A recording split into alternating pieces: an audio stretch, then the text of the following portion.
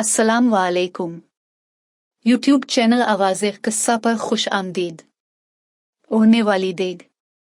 हज़रत सैयदना बकर बिन अब्दुल्ला रहमतुल्लाह अलैहि फरमाते हैं, गुज़िश्ता लोगों में एक बादशाह था जो बहुत ज़्यादा सरकश था। वो अल्लाह अज़्ज़ वजल की नाफरमानी में हद से गुज़रा हुआ था। इस दौर के मुसलमानों ने इस जालिम सरकश बादशाह से जिहाद किया और इसे ज़िंदा गिरफ्तार कर लिया। अब इसको कत्ल करने के लिए मुख्तलिफ किस्म की सजाएं तजवीज़ की जाने लगे। बिलाखिर ये तय पाया कि उसे एक तांबे की बड़ी देग में किसी ऊंची जगह पर रख दिया जाए और उसके नीचे आग जला दी जाए ताकि ये एकदम मरने के बजाय तड़प तड़प कर मरे और इस जालिम को इसके जुल्म की पूरी पूरी सजा मिले। चुनांचे उन्होंने ऐसा ही किया और इसे तांबे की देग में रख कर नीचे आग जला दी।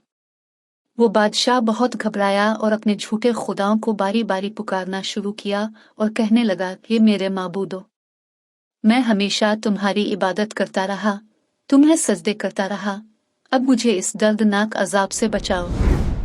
इसी तरह बारी बारी इसने तमाम झूठे खुदाओं को पुकारा, लेकिन इसका पुकारना रायगा गया, क्योंकि वो तो खुद अपनी हिफाजत के मोहताज थे, उसकी क्या हिफाजत करते। बिलाखिर वो अपने झूठे खुदाओं से मायूस हो गया और उसने अपना चेहरा आसमान की तरफ उठा लिया और खालिक हकीकी अज़्ज़ वजल की तरफ दिल से मुतवज्जे हुआ और कलिमा तैयबा की सदाएं बुलंद करने लगा और गिड़गिड़ाकर सच्चे दिल से अल्लाह अज़्ज़ वजल को पुकारने लगा। अल्लाह अज़्ज़ वजल की बारगाह में इसकी ये मुखलिसाना गिरिया और जारी मकबूल हुई और अल्लाह ताला ने ऐसी बारिश बरसाई कि सारी आग बुझ गई। फिर तेज हुआ चली और उसे देग समेत उड़ा कर ले गई।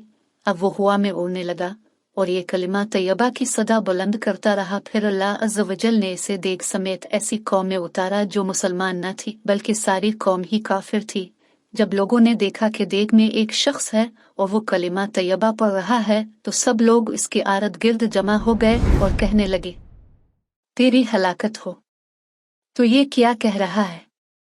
बादशाह ने कहा, मैं फुला मुल्क का बादशाह हूँ और मेरे साथ ये वाक़े पेश आया है।